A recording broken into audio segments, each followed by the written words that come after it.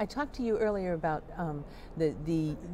what has happened here with the SA 2020 envisioning process, starting back in September when we had almost 1,000 people show up at the first event, an overflow crowd into the next building, 800 at the next one, and we've seen hundreds of people online that we've been live streaming to. You've done consulting like this before. How is this different than other cities? We discovered some things that are very different about San Antonio at our very first meeting. We asked people what the most important things about San Antonio were, what they cared about the most, and they said, this is a friendly city, and this is a city where we care, this is a city where we're going to come together and make a difference, and we're proud of both our cultura and that we are, if I'm going to say this right, buena gente. It's good people. Mm-hmm. And what we've seen here is an outpouring of people coming together, and coming together in wide diversity. Mm-hmm. It's people who normally don't spend any time together who will come together, and that's crossing economic boundaries, age boundaries. I mean, we've had people from 97 down to 7 coming together and having these conversations. Our youth turnout has been tremendous, as they say, this is our future too, we want to be part of this.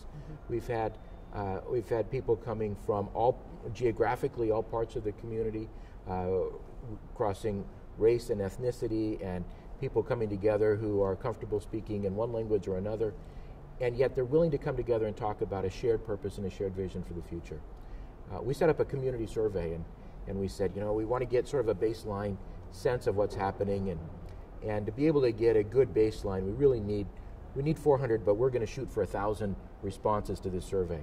Well, we had 4,500 responses to the survey before we knew what was happening, and they were as geographically and as individually diverse as you could possibly imagine.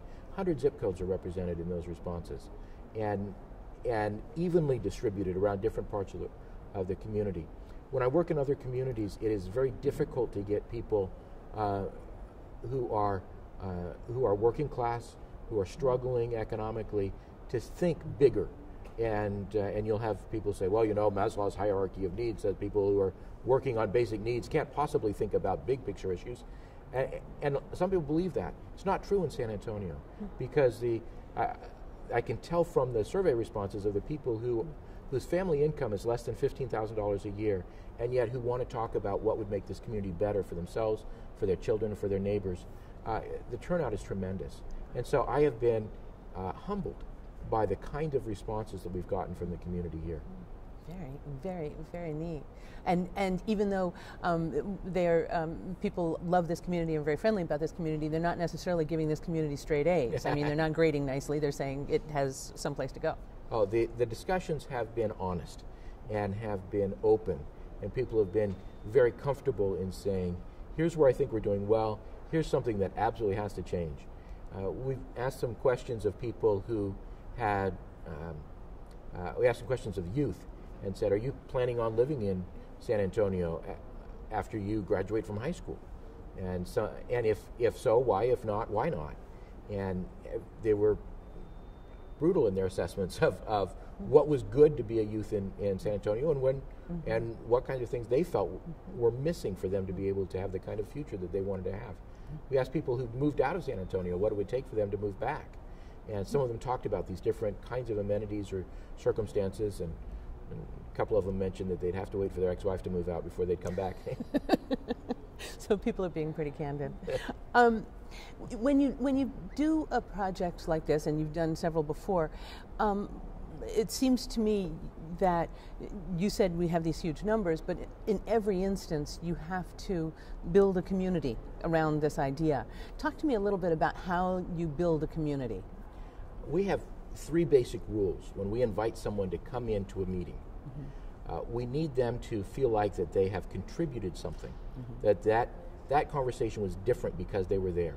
We want them to have learned something, that they got something out of that they heard something they wouldn't have heard, or met someone they wouldn't have met had they not been there. And they need to go away with something. They need to come out of that meeting with something that they're going to do to make the community better. And keeping that in mind, what we're really doing is helping people come together in new and different ways, to talk in new and different ways about subjects that people care deeply about.